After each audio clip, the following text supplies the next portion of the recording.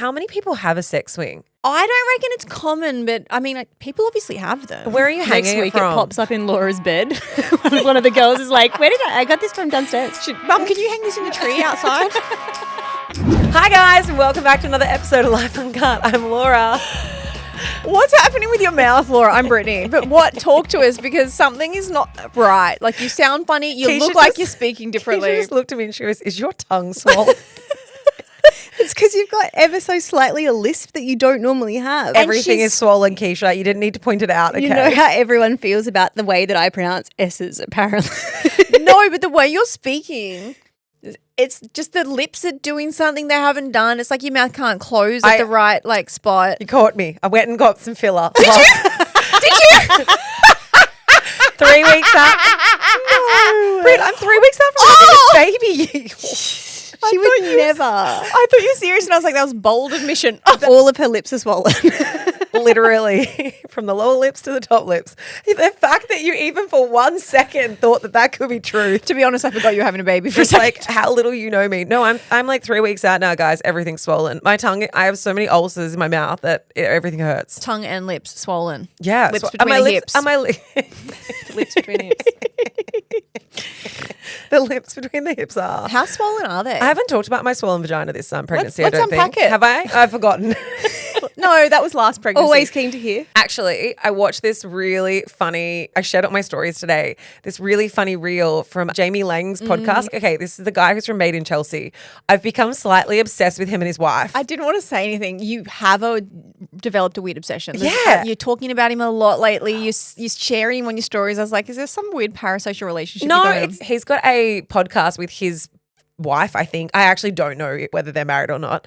I think it's called Almost Parents or Barely Parents or something like that. And she is pregnant and they're following their pregnancy together, right? And some of the stuff that they're sharing is just, you know, you guys don't want to hear every single week about where I'm at with my pregnancy. So I listen to other people's content about it. And today there was a woman on there who was talking about she was like, my vagina looks like a smurf, like an avatar, because the more kids you have, the more pressure that there is, and you just, everything goes blue. I'm like, is the circulation cut off? She's a very famous comedian. Like, she's a famous comedic actor, which I don't expect you to know. But that's also why she's funny, because she is funny. Are you also sporting a smurf? Yeah, I'm an avatar from the. Are you smurfing? Well, I just have varicose veins now, which I never had. In the I have labia? a varicose vein in my vagina. Really? Yeah, like right through. Just pulsating. Which I wouldn't have shared, but now I feel liberated because someone else did it first. because your social crush shared it. Paved the way.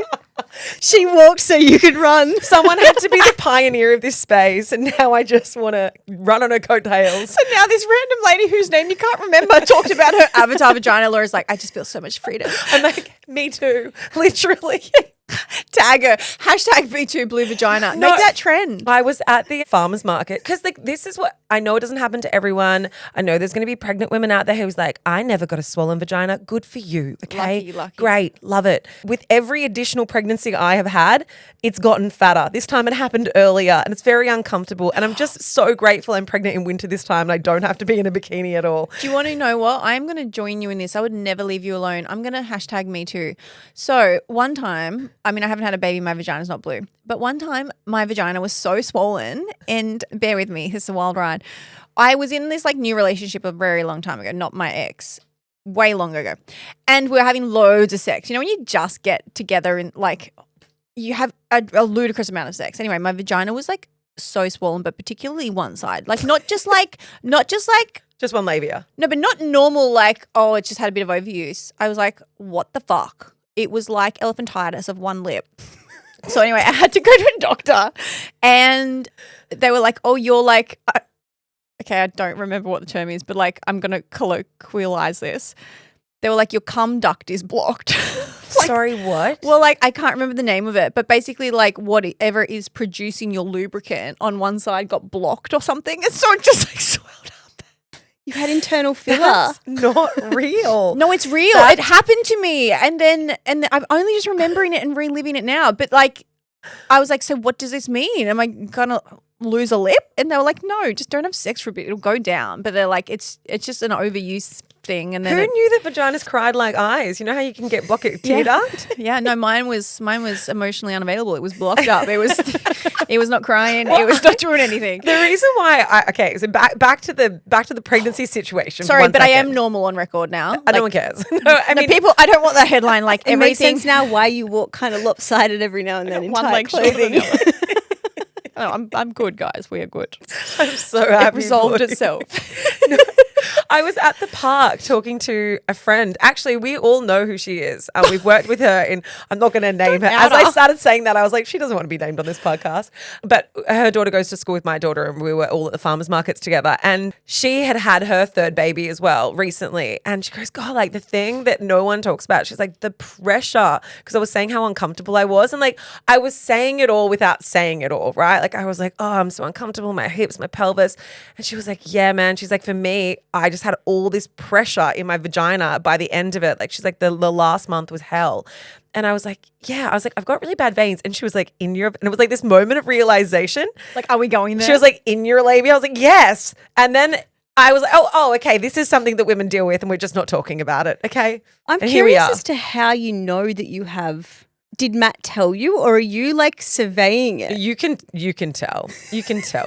You can tell. I also have them Laura all down goes the insides of my thighs now as well, and on the backs of my legs. I had them when I was pregnant with Lola, and they kind of 90% went away. And I reckon this one's done some damage. I don't think they're going this time. We were at dinner. I mean, you were there, Laura, too, but I don't know if you were hearing the conversation. We were at dinner a couple of nights ago, and there is another woman that everyone knows. She's like in Also the don't media. add We're not going to add her, but she's in the media space. I'm pretty sure she's talking about it publicly. To be Maybe, fair. but that's not on us. But she has just had those exact veins like stripped and lasered off, and she was in compression tights and stuff. But after her baby as well, she said she got really bad ones, and she went and treated them. So like, we can get your labia treated. Yeah, but the question is, how do you wear a compression stocking on your labia?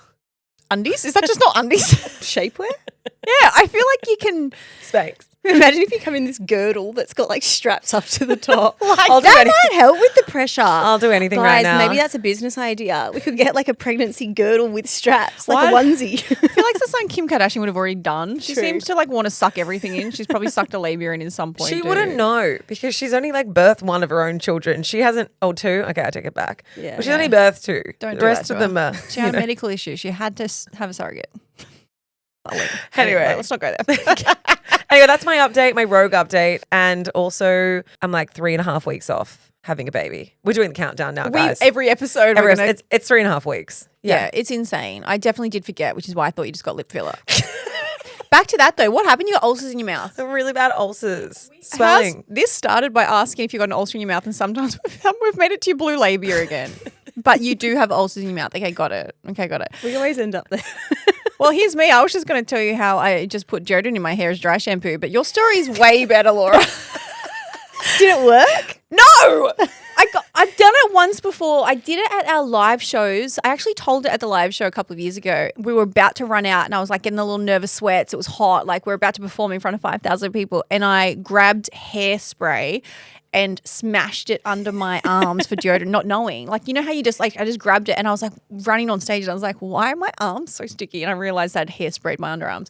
But no, this morning, just running out the door, I picked up deodorant and put it all through my hair because my hair's greasy. And I was like, why is it not rubbing in? Like, why has I've got white powder? And I was like, do I have hectic dandruff? And I was looking at my head and I was like, is my scalp peeling? And there's this whole process. I was like, what has just happened? Was it odorless deodorant? How did you not know? I can't smell. Oh, yeah, that's right. Since COVID, you could do it, dump on my chest and I probably wouldn't smell it. Don't do that though. We can try. No, my smell is at like 30%. Yeah, right. Although, oh my God, I haven't told you this. Am I really about to say this? This is so disgusting. Okay. The other day, I woke up in the morning. Everything you're saying right now is a choice. Remember that. No, it's this has never happened before. You're gonna make it sound like I shit the bed. This is not where this is going. Like, speaking of dumps on chest. The other morning I woke up and I had I sleep in often my white Life Uncut merch jumper. It is so comfy. There's some for sale still if you guys want them. But I sleep in it every night. And so I woke up in the morning. Delilah and I had a slow morning, a little sleep in. We had a cuddle in the morning. We love having our little cuddles. Delilah, as much as she'll cuddle me properly, like where she lays her head in me, she's also very protective. So when she's in my bed, she will face the door And like, so she'll sleep with her head at the bottom of the bed and face the door. And it's definitely a protection thing. And she puts her back to me. She really backs her ass up into your face, doesn't she? Well, doesn't she ever? So I woke up in the morning and now my smell is bad. But I was like, something stinks. And I was like, what is it? And I was like, where? I was like, it smells like there's like poo in here or something. And I was walking around the house and I was like, have I walked poo in on my shoes? And no matter where I went, I could smell it. And because I was trying to figure out where it was. And I was like lifting up every shoe and I was like, no, there's no poo on that. And I couldn't work it out. And then I went into the bathroom and looked in the mirror. And I was like, what's on my jumper? Delilah had backed up in me in the night. And so I was cuddling her butt. I didn't know I was cuddling her butt. And there was obviously poo on it. And a bit of poo, of her poo, was on my top. And that's why I couldn't figure out where it was because no matter where I walked, the poo was on me. So like I was trying to walk around my house and I was like, oh. It was like the size of a pea. But just enough sitting directly under my nose that I was just getting a direct whiff. And that was my taking a dump on my chest. That is so rank. It's so rank. Delilah needs a haircut. It was the first time's happened. Yeah, she doesn't usually get it in there. Never. Dogs with long hair often get, little bits. You got to keep it short, back and side. That's as sexy Literally. as we got. Delilah took a dump on my chest. I don't know how we've arrived at any of these destinations so far, but I've got another story for you. So, okay.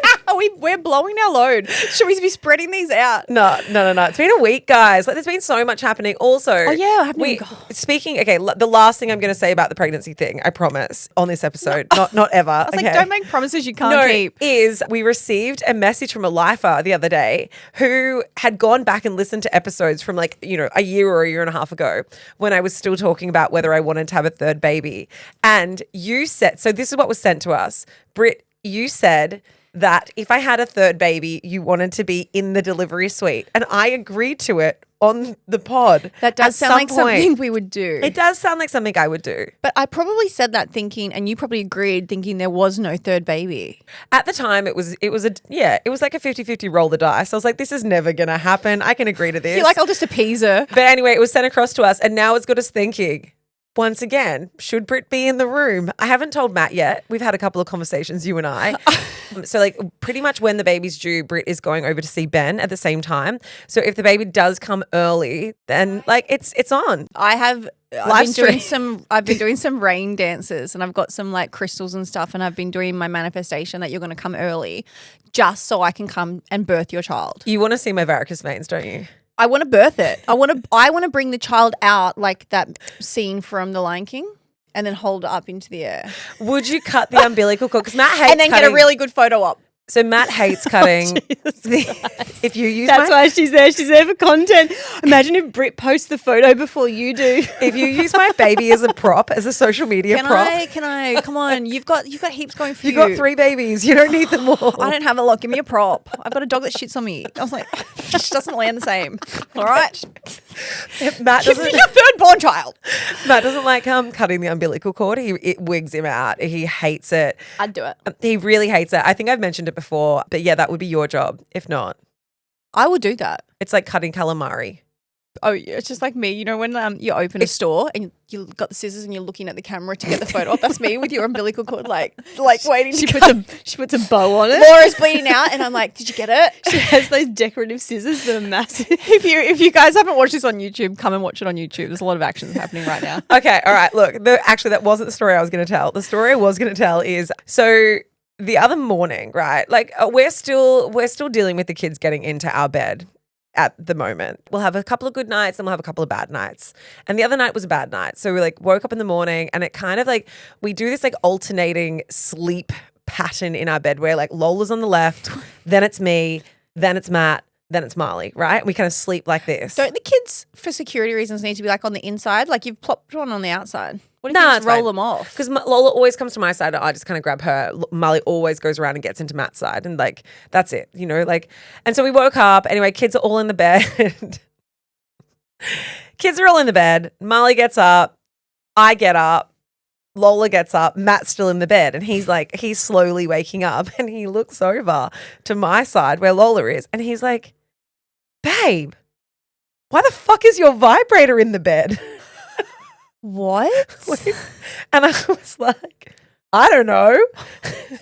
I was like, what? And Lola goes, oh, I had it. I was cuddling it. I was like, what? She came. It's like a new security blanket. She walks around with you. She came into the bedroom in the nighttime, opened the side cabinets, like we have like a cupboard, opened the side cabinet in the dark, picked it up, brought it to bed, and had been cuddling it in her sleep. Oh, like why? How big is this? It's just a tiny bush one. Like why? I don't know. Sorry, Laura just, in case you haven't seen this, Laura goes a tiny bush one, held her hand up about a metre apart. She's like tiny. She goes, It's for the big labia. Is this like the, It's got to get through the puffiness. it's the length of my pregnancy pillow. It's just like a tiny little one. It's like, that's what I need to fill me now. Okay, for anyone who's concerned by this, firstly, it was clean. It's, obviously washed after every use. I just don't know, one, why she knew it was there, and two, I don't know why she found it and fished it out in the middle of the night time, brought it to bed and cuddled it. Do you think it's like how, how they say with puppies, how you're meant to get a clock and put it in a blanket and it reminds them of their mum's heartbeat? It's like a cat. Maybe she thinks it's raspberry purring. It wasn't on, like it was off. She just had it in her hand. Imagine if it is like a dog and you find her in a bed with it on under her shirt, so it's like vibrating on her chest, like how the dogs have the clock. Maybe it's a comfort. No, she absolutely had not turned it on. Do you also not remember the time when she came downstairs wearing Matt's cock ring as a bracelet? Like, I just think it's one of my favourite stories. It's a sex positive house. They have to be stories at her 21st. She's going to die. I almost died. And then I had to explain to Matt, because Matt was just confused. He was like, why is it in the bed? I was like, I swear I didn't use it. He's like, how did she find it? I'm like, I don't know. Like, why are you interrogating me? Believe me. I think maybe the sex toys need to go on a shelf she can't reach. Or like a locked cabinet. What Yeah. if she takes it to, what if she starts taking it to school for show and tell? I'm going to put it in my underwear drawer now. I hear that that's where some people keep them. I just Sorry. thought bedside cabinet was handy. Imagine if she starts taking it to school for show and tell. She's got the cock ring, she's got the vibrator. They've drawn the picture of you with a long pubic hair, remember? It's like a whole thing. It's like a whole sex story about mum. She's like, my mum has a sex and relationships podcast, and she's very quite open talking about it in our household. Liberated. So do you explain to her what it is? No, everyone made quite a scene. So like the problem was I was like, oh my God. Matt was like, what? Like, why is it in the bed? Anyway, so then obviously Marley, who's still in the room, she was like, what is it? And I was like, nothing. And she's like, just tell me. And so then she's then interrogating me. I'm being interrogated for Matt. This vibrator's vibrating across the bed. It's like, I want to reiterate, it wasn't on. It was flat because it had been on all night. Molly's like, why won't you tell me? And I was like, it's a back massager. And then I put it up in like the glass vanity cabinets above the sink. And we never spoke about it again. Matt and I have not discussed it. We've just pretended like that didn't happen. And we've just gone on with our merry life. Here we are. That was quick thinking. I think back massager is probably the safest. It's a back massager. Similar thing. Yeah. They'll come across back massagers and I don't think I think the problem is with kids is that if you make a big deal about something, then the curiosity gets the better of them. They want to know more and more. Had we just been like, oh, what's that doing in the bed and put it away? They Totally. wouldn't have even clocked it. it's not like you can't touch mummy's special toys. No. Like you can't make a deal about it. Totally. Anyway, that's going to be so embarrassing for her when she's older. Fucking Hope love no that for you. one from kindy listens to the pod. If someone from kindy listens to the pod, we need to call docs. Speaking of kids, we have had a lot of updates, but somebody else in this room has a new addition to their family. I do have a new addition. A couple of weeks ago, it must be about 3 weeks ago now, I was sent an Instagram post from my boyfriend of Maggie's rescue. And it was the most beautiful, divine little thing. These pictures of her and her story. And as soon as I looked at it, I'm not really I haven't historically been the type of person who's been like, oh, trust your intuition, because frankly, it's been wrong a lot of the time. Yes, why you don't trust it. But there was just something about seeing her that I just had this gut feeling that I was like, I think that's supposed to be our girl. Like, I think that that's supposed to be our dog. And since we bought the house a couple of months ago, I mean, a lot of people said to us in the lead up to that, we were looking for a long time, probably about 6 months. We were actively going to inspections and it was taking up all of your Saturday mornings and that kind of thing. And a lot of people were like, don't let it be an emotional decision. And I was like, but getting a house for me is an emotional decision because I've had landlords, a couple back to back, that were particularly strict with dogs and they wouldn't let me have dogs at the house. And we had to have really special conditions to have Delilah. So buying a house, a big part of that for me was that I would be able to have a dog of our own, or I would even at least be able to have Delilah and not have to worry about, having someone breathe down my neck. So that's been kind of the plan. We've been speaking about it for a little while. And so he sent me this post and I just fell in love with her. And her backstory is, it's really quite heartbreaking. There's quite a few gaps in like what we know about her, but essentially she was found on the side of the road. She had a broken leg in at least 2 places, and they were complete breaks. So like they were big breaks.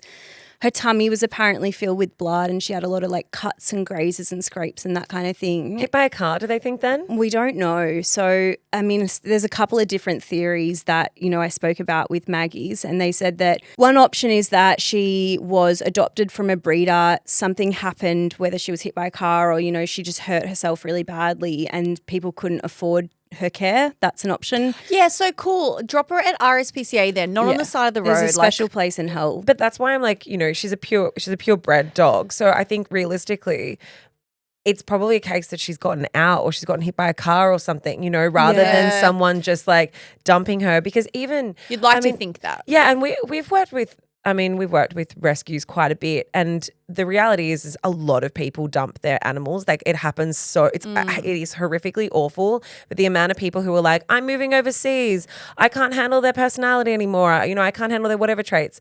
But they do usually dump them at a shelter. They don't usually just leave them on the side of the road, especially not a beautiful puppy. Look, I would hope so. And they said that it's possible that she was, you know, born from a breeder and she escaped, and like they didn't know or they didn't go looking for her, but she was surrendered to like a pound of some type. She wasn't claimed. She went into care with Maggie's, and they had to crowdfund her surgery because it was like an extensive surgery.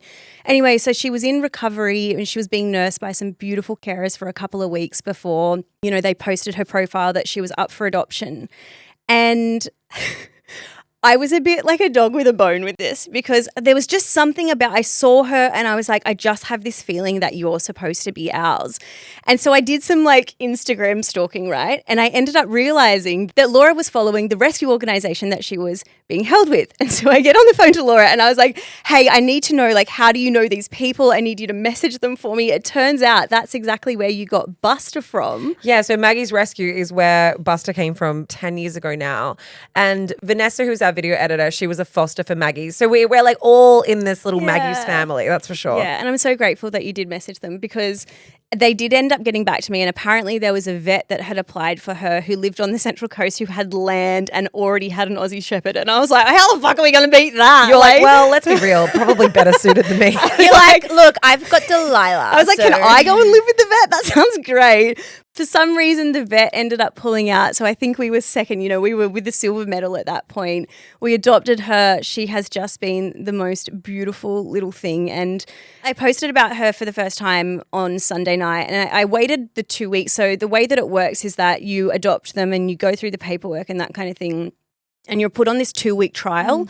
And I think that that's for you to have the opportunity, like if for some reason they don't fit your lifestyle or, you know, there's just something that's not going to be for the well-being of the dog, you can return them to Maggie's and they will find another home for them. But it was important that Delilah got along with her, you know, and so that's all happened. They're besties now. It's so cute. But I just had this underlying anxiety. I kind of just felt as though it was all a little bit too good to be true. And that's why I just wanted to wait until the trial period was over before I was like, this new thing has happened. Yeah, and they are little besties, which was important. And like, yeah, there was a part of me that was like, oh my God, Delilah's been replaced, but she's not been replaced, because I was Delilah has been acting like that. Delilah is pretty specific with who she likes in her friend group. So I was worried that she's an introverted girl, that the puppy wouldn't be in the inner circle, but they are besties. So it's really, really cute. Yeah, it's been really cute seeing Delilah kind of assume the big sister role. And another thing that I kind of felt a little bit strange about is that a lot of the comments that came through on the post of Bonnie were like, oh, you're such a good person for rescuing her, like, you know, hero. And I felt a bit uncomfortable about that, because a part of me felt as though I was like a fake rescue hero, because she is an Aussie Shepherd, you know, like that's such She's a beautiful purebred. You know, it's not like I went and adopted the dog that had been in the pound for 300 days. You know, I don't think I deserve that kind of commentary. And I was actually speaking about it to Vanessa, our video editor's partner, Jess, and they have, you know, rescued dogs as well. And she said, I think a much better way for you to think about it is that a lot of people think that if they want a specific type of dog, they can't rescue because, that type of dog never pops up in rescues. It's only the type of dog that they want you can only get through breeding and that kind of thing. And she's like, it's not true. You might have to be more patient and you might have to volunteer to foster a couple of dogs so that you go to the top of the pile. But you can get all different kinds of breeds from rescue. And, she said that story about Bonnie being an Aussie Shepherd, or at least we think she's an Aussie Shepherd, is a really good reminder that you can get different types of dogs through rescue. So it's actually, we've now got Buster through Maggie's and also Raspberry came through a rescue as well.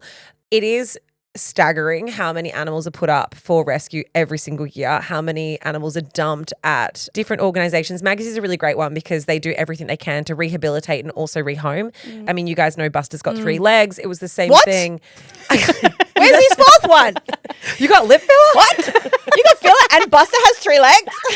But when he arrived at Maggie's, they had to fund for his surgery and they've got great vets that work alongside it. But there are so many people buy animals as gifts and as they think that they're going to fit their lifestyle without having any idea what goes into it, and then they're the types of animals that end up at the pound. So many of them are purebreds. There's mixed breeds. There's just everything. And also puppies. Lots of puppies. Yeah. Actually, I never want a puppy. I want a 1-year-old dog. I want to know their That's temperament. how I feel about kids. I want to know.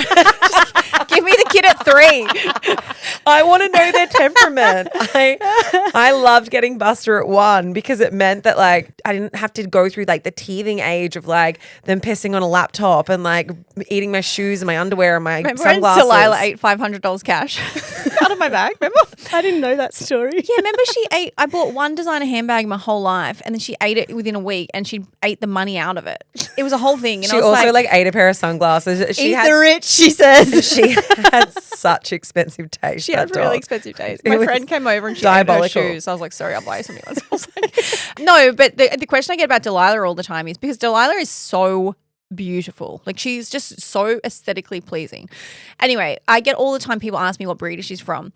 I've said it in the past. I'll say it again. She's not from a breeder. Delilah is inbred. I don't know if people know that. She's an inbred dog. Her mother is albino, which is a product of inbreeding. So you cannot breed 2 Australian shepherds that are merle. Otherwise, it's the version of inbred. Wow. So 25% of the offspring, if you do breed 2 merles, they're blind and deaf. That's and awful. it's horrible. What a horrible. It's not allowed in breeding. Yeah. So programs, how does it happen? It happens when, so this is a good example. So Keisha's dog, we are pretty sure is an Australian Shepherd, but it's called a tricolour. So it's the colours that they are. So it's browns and stuff like that. My understanding is this is not a breeder. So we had some family friends contact us and say, hey, there's a farm dog that had puppies and it looks like they just got pregnant without breeding. So Right, it's so it's- on a okay, farm. okay. Yeah. So there's no breeder that is illegally breeding. I was never going to go and line up at a breeder, and especially not one that is illegally breeding. But that is the story of Delilah, because I get messages all the time about what breeder did you get her from? Because people want one. Delilah was just a one-off. I just feel like I got really lucky with that opportunity as well. But I'm so glad that they're besties, and you're in for a couple of sleepless nights for the first couple of months. Yeah, it's been an adjustment, but it's actually there's been a couple of times that you've gone up to the Gold Coast, and the one really good thing about having the 2 of them is that Delilah's teaching her to toilet train. It's so much easier having an older dog because they just show them what to do. So that has been a real blessing. That's what I'm hoping will happen with this kid. I don't. Marley, Lola, sort it out. Well, now we've got all the fun out of the way. I do have some little updates for you. More serious. Yeah, it's more serious, but also I'm fine. Remember a few years ago, you guys, if you've been here with me for a while or you just follow me on Instagram, you'll remember that I did that pre-skin cancer treatment. So I had something called solar keratosis, which they say is pre-skin cancer in inverted commas. It means it's okay for now, but if you leave it, it will turn into, or is highly likely to turn into, a skin cancer. And so I had 1 on my nose, 1 on my lip, and 2 on my forehead. And that was about 2 years ago. And I had to do a topical chemotherapy treatment. You put this cream on that is so cytotoxic. It can't touch anything. You have to wear gloves, and basically whatever this cream touches, it kills. If you're watching this on YouTube, we'll pop in some photos from Oh, when yeah. Britt did this last time because it was hectic. was pretty, it was think of the most hectic chemical peel you can have. And put on it was steroids, that, yeah. And so what it does is you put it all over your face, and over a week to 10 days, it progressively gets worse. And by getting worse, it basically kills most things it touches. But it's the idea is if there's a nasty under the skin, it picks up on that. So those things that it picks up on turn into like huge face, red, angry scabs. It's like big blisters. So I actually had a few extra ones that I wasn't expecting pop up at that time. And for like 2 weeks, it's awful. Do you remember when we came in and did radio and podcasting and stuff? And it was like someone had super glued my face. I couldn't laugh or smile because when you smile, your skin stretches, and it was so I remember having to try and hold my lips together to laugh like without pulling my lips apart because it was hurting so much. Anyway, so that was a couple of years ago. I have to do it again starting basically today or tomorrow. Is that because you had a scan that showed something a bit sinister? Or? Well, I went back and did my checkup, which, you know, if anything, this is your reminder to go get checked up. I left my checkup longer than I should have. Like when you have known things, you're supposed to go back more frequently. And I just got, my face looks fine. Yeah. So like even now, my face is fine. When I look at it, there's nothing on it that jumps out, which is the scary thing. And also, since you did that, I know how much you always wear a hat, you always wear sunscreen. Every day I have multiple layers of sun cream on, in my makeup, in my foundation, in my moisturizers, proper sun cream, hats, spray sun cream over the top. Like I wear so much sun cream and protection. Anyway, I did finally go back to this checkup and there were these things again. So basically 2 of them were the same ones that look like they're coming back, and there is like another new one. And she said, look, we're going to do it again, but we need to do it like more savagely. It's going to be the same as last time, but more intense. So it's like instead of it developing over a week to 10 days and putting cream on every day, it's just like a one-hit wonder. So you go in and you put your cream on in this clinic with a doctor, and you're on pain meds and things like that. They put you under a light and the light bakes it in over like a 3-hour period. You stay at the clinic and you can take a book or whatever, but you just have to sit there and let it do its thing. And then that's it. My understanding is you don't put anything else on for the next week or so, and it just, I guess it kills the nasties faster. It's not supposed to be any less painful. The treatment ends up the same. It's just a different way of applying it. But yeah, so over the next week, I don't know how long it's going to last, but my face will be that really big red savage scab again. This is your pre-warning, especially if you watch on YouTube. Do you want us to get you that Kim Kardashian face girdle thing? I think I need to wear a bag over my head. You can wear Lola's Book Week costume, the Batman mask, if you want. That would be sick. I'll bring the Batman mask if you. Can you bring it in? The problem, I mean, not the problem. I mean, the point of this is, and I guess like the take-home message is about advocating for your own skin health, right? And going and getting your checks and lots of stuff. And like we all know, there's like a million different checks that you're supposed to have done. But in this room, like Ness, she's had things burnt off. Yeah. A couple of years ago, Ness had a similar treatment Yeah. from her nose. I've got scars all over my body because I grew up at the beach. I then moved to the Gold Coast. I've had a lot cut out. Yeah, and Keisha, I think from memory, yours is called basal skin carcinomas, is it? So it's BCC. I can't remember because it was quite a while ago. I've got one nasty scar because I keloid scarred, but I've had quite a few cut out that they were suspicious of. And they were like, look, we can either biopsy it or we can just take it out. Like either way, you're going to have a scar. So like but also I got a treatment a couple of years ago. There's this new thing you can do as well where they laser the moles off. So if you've got something that is a little bit, you're not sure or you think it could turn into it, there's no stitches. They just laser it off. It's not the cheapest, but it's amazing technology. And I had that on my face because I had a few on my face. That's important to note that is only for very specific things. That is like there are so many different kinds. There's SCC, BCCs, solar keratosis, skin cancers, melanomas. They're all very different. So like one treatment doesn't fit like all, imperfections or nasties, basically. Yeah, and I think the thing is, look, and I'm not saying this as in preaching, like I am late. I'm very late on having my skin check. I'm probably like a year overdue, to be honest. You need to go to my doctor. And also I've kind of not really known what to do because a lot of people, when you're pregnant, your skin changes. So like skin tags get changing color, your moles changing color. I've got like all my melasmas come back. I've got spots that weren't there 6 months ago. So part of me is like, well, is there any point going now? Because there is though. I don't know if there's any point going now because like my skin's changed so much in the last 6 months and it's going to change back once I've had the baby.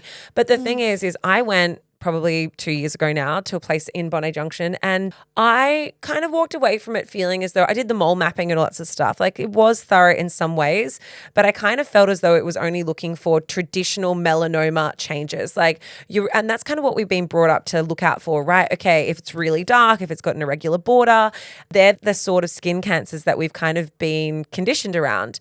Whereas like what you've spoken about, Britt, in the past, and Keisha, your experience with it, it's like these are very different terms of coloring. Like sometimes it's the same color as your normal skin. It's just a patch that's flakier or has more veins to the surface. There's a lot of different types of skin cancers that I don't think we have been made aware of how they present themselves because we're looking for melanoma. What is interesting is, and this is, I'm not saying this to scare people, but I'm saying it so you understand that people can get things wrong. Like you know your body better. But before I did it 2 years ago, I went to a place up in Bondi as well. I didn't have a recommendation. I just Googled like, hey, I need to get a skin check. Let me see. This one said, yep, does the skin cancer checks. I went. And the first thing he said to me, and my sister had a similar experience, was, how old are you? And I told him I must have been like 34 or 5 or whatever. He was like, why are you here? And I was like, sorry? He's like, why are you here? And I said, oh, because I am Australian and I grew up in the sun and I want to get a skin check. He was like, you're too young, basically. He checked me, but he was off the fact. Not off it, but he did. I don't know. He left me feeling a bit like, oh, am I silly for coming? Anyway, he did the check, but it was like, quote unquote, fine. I left fine. And it just didn't sit right with me. And that's when I found my now doctor, who is brilliant, Dr. Sarah McDonald, who I coincidentally went to primary school with, but that's another story. And I went to her, and that's where it started. She found these things, and she's like, yeah, because she's so thorough. She was like, yeah, this is not, you need to like do something about this.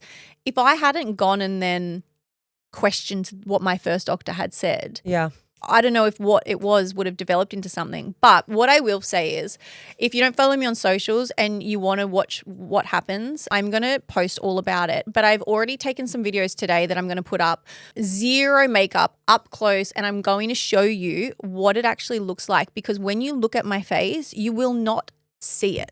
And that is the scary thing. It is they are like the tiniest discoloration. They can be like the tiniest little bit of dry skin. Most people would not even think twice about it. Even looking at myself, I was like, oh, I can barely see what she's talking about. But if you're interested, I'm going to post all about it and keep you updated. But yeah, that's what I'm doing for the next week or so. And I don't know what it's going to look like this time. I think a really important statistic, which like when you hear it, it is really fucking harrowing, is that 2 in 3 Australians will end up being diagnosed with skin cancer. 2 in 3. Yeah, it is wild. The most common cancer by far that there is in Australia. And like we've been brought up in such harsh conditions. We were the generation that we oiled ourselves up. We still skipped the sunscreen generation. You know, I know they tried. They did the slip, slop, slap, but we were also the coconut oil people. Like, and it kind of like straddled alongside. SPF 6 in it. Yeah, like that's what we were. I was still a sun cream baby. Like my mum was really good with that. But we were also the generation that it was like, as long as you put your tanning oil on, but it had like an SPF of 4 or 6, you were like, it still has something, but it's browning me. It's like, that's not true. No, it's totally not. And also like, I think it's been a really good reminder for me. Like I said, I don't want this to come across as preachy to anyone because I am that person. Like I've not been in so long. I keep thinking, oh, I've got to make an appointment. I got to go do this. But also I've not had my hair cut in a fucking year either. Like that can wait. But like these are the things. The self-maintenance stuff doesn't always happen when you have so much on your plate. I think if you firstly book your appointments, go and have your checkups, it's always nice to be reminded of that stuff.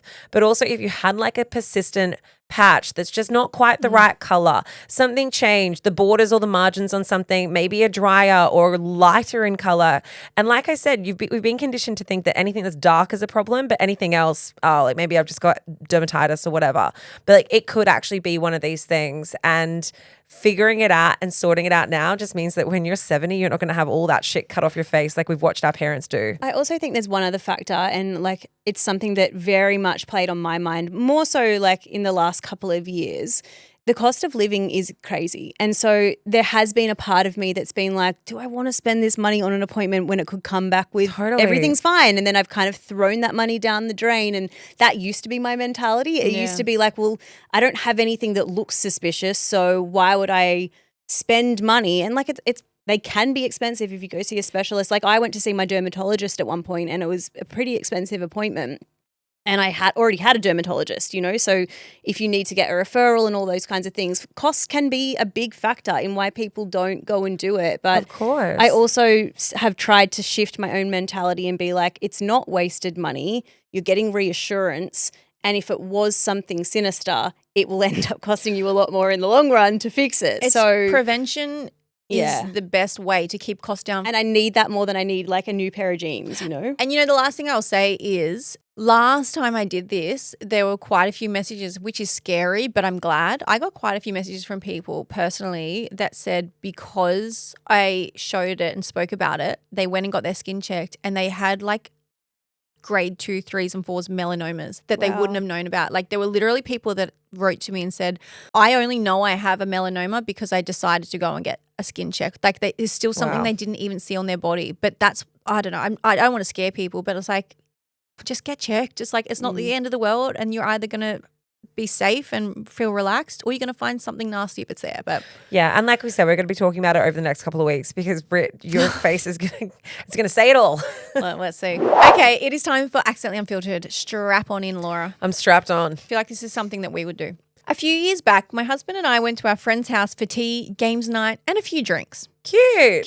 Cute. Wholesome. We both had young kids the same age who played really well together. As the night went on, the kids fell asleep and the drinks kept going. Then one thing led to another and my friend brought out her sex swing for some reason.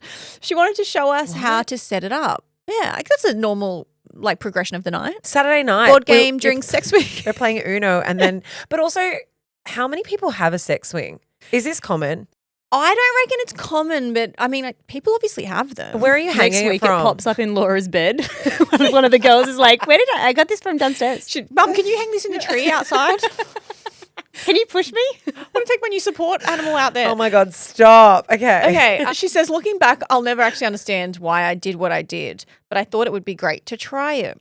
So with a lot of effort to drag my huge ass up the door with the help of my husband and my friend's husband, both lifting me up, there I was strapped in. I was hanging from the closed door, legs spread wide apart, hanging, swinging in their swing. We were all laughing so hard that I couldn't help but let out the biggest fart ever. Oh dear. Oh, right in the faces of my husband and my best friend's husband, legs wide open. I was humiliated.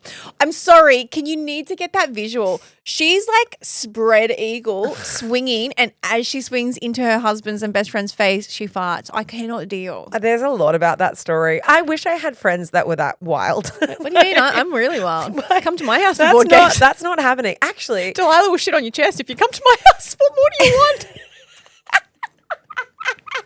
She's hard. Tough crowd, Laura. we have a friend who was talking about we have a friend who was talking about how they had friends over and they just let them borrow their vibrator. Yeah. Like their friends came over for a dinner. We'll beep it out. It was Yeah, do we? Yeah. Beep that out. So they had their friends come over for dinner and they were telling their friends about how they bought this really awesome new vibrator. And their friends were like, "Oh, we've been thinking about buying that." And they were like, "Just use it." And so then they went to the bedroom and used it. like at the dinner. Like, Yeah. as in, like, they stopped down on dinner Yeah. so their friends could go and try the vibrator. And then they came back and just carried on with And dinner she was telling and us- playing Uno. She was and telling us this like normal story. she was telling us this as though this was just a totally standard run-of-the-mill dinner at her house. And I was like, fuck, I am the most vanilla person that has ever existed. But that I'm grateful. I don't want to be coming over to your house. I have one you can borrow. It's my side cabinet. Each of you No, want it. it got worse than that. Not only did they just like want to try it out and then do it at the dinner, like over the second course, we were like, is that not weird that they're using it? And she's like, oh no, we wrapped it in Glad wrap first. So then we were like, but then you're not even getting the real feeling because you've wrapped it in Glad I was wrap. like, this It's a whole thing is so odd. It's so odd. Would you rather fart in a sex swing in front of your husband and his best friend or use my vibrator wrapped in Glad wrap while we're at dinner?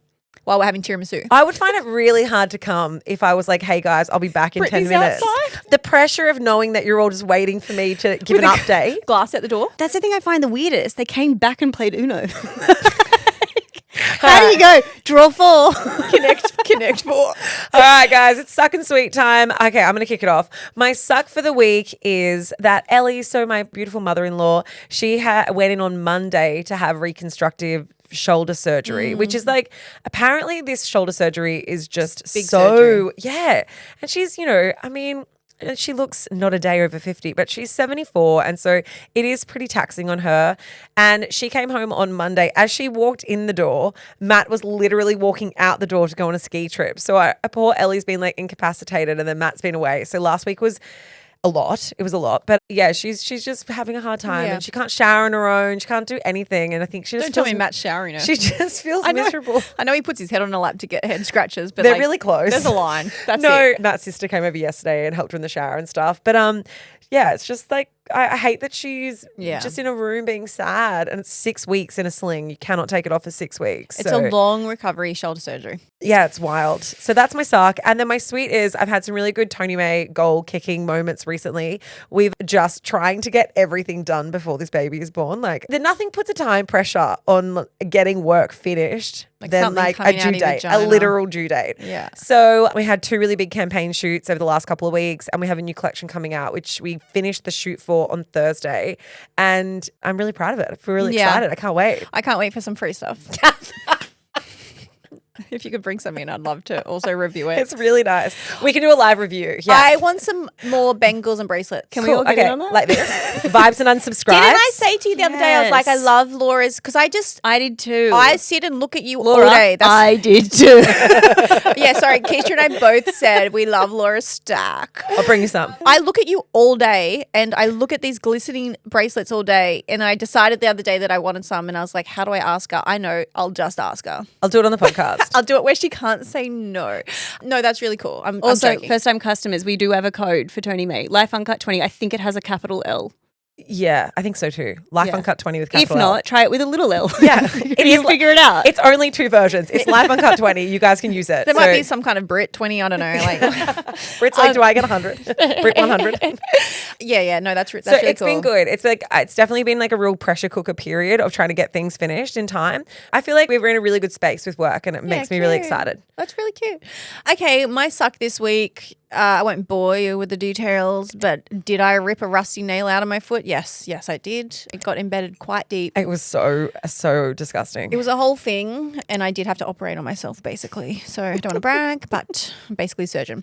Okay, so my sweet is, I would have to say, I did speak about it earlier, but it was my niece Maya's first birthday. So that is still my sweet. I got to spend the weekend with like my mum and dad and little Maya for her first birthday, and it was just really special. It was just special to see it, and it's cute. Like I love her like she's my own. And yeah, it was just a really nice little celebration. So that's my sweet. Maya's birthday, it is like the survival of the first year of parenting when you have your first birthday. Or when your child has their first birthday. She ate, oh my God, I've got the funniest photos. Not only did she eat a full sugar cake, yes, I'm going to say full sugar because people told me we should have given her a watermelon cake. Absolutely not. But also, I have this photo. She just ate like a full piece of pizza. Like, this is the tiniest little kid you've ever seen. This kid can put food away. Let a girl live. I did. I was like, go girl. I should take that extra chili pepperoni pizza from you, but I'm not going to because I'm a good auntie.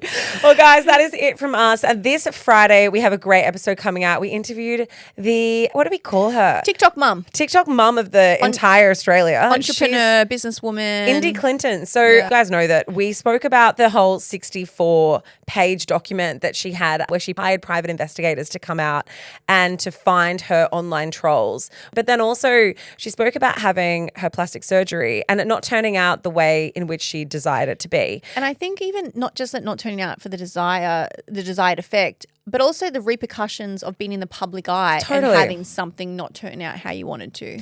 Yeah. And you know, like plastic surgery, I think like we've spoken about it before on this podcast where we talked about how you only ever see the positive outcomes. You only ever see people who have like gotten hotter because they've done it. And Indy, not only did she talk about like the social commentary around her nose, but that she deeply herself was not happy with it once she, you know, realized that this was the nose that she was going to be left with. Then we also talked about business. We talked about her sharing her kids online and where she draws the line for what makes content and what doesn't. It was such a great chat and she was very open and very giving in this, and that's coming out Friday. So make sure you listen listen to that one as well. If you haven't subscribed, please go and get amongst it. Tell us what you think. It helps us grow a lot. If you are watching the YouTubes, engaging with them, leave comments, like tell us your real honest thoughts about them, and hit subscribe, because that is going to be a real feature for us YouTube moving forward in the future, and we want to make sure it grows on par with Life Uncut. So if you haven't gone and had a look yet, please go and check it out. There are so many videos on there. Yeah, there really All are. our episodes, we've got short, funny clips, and it's just a different experience when you get to, I was going to say see us in the flesh, not in real life, but you get to see how we have these conversations. So make sure you go and hit subscribe. And you guys know the drill. Tell your mum, tell your dad, tell your dog, tell your friends, and share the love, because We love love.